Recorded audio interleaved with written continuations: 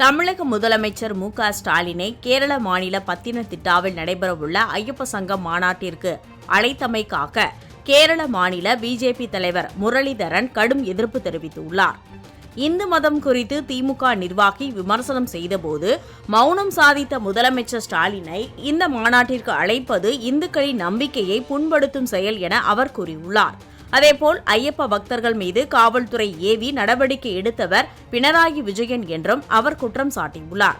இதற்காக இருவரும் மன்னிப்பு கேட்காவிட்டால் ஐயப்ப பக்தர்கள் சங்கமத்தில் பங்கேற்பதை தடுப்போம் என முரளிதரன் எச்சரித்துள்ளார்.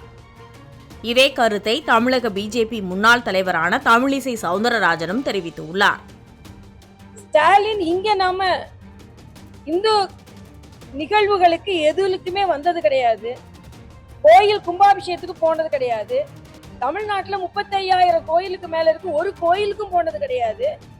ஆனா அங்க ஐயப்ப பக்தர்களின் கூட்டத்திற்கு பினராயி விஜயன் கூப்பிட்டாருன்றதுக்காக போறாருன்னா அப்ப இது என்ன நம்பிக்கை? எனக்கு அதுல நம்பிக்கை இல்ல அப்படின்னு சொல்ல வேண்டியது தானே.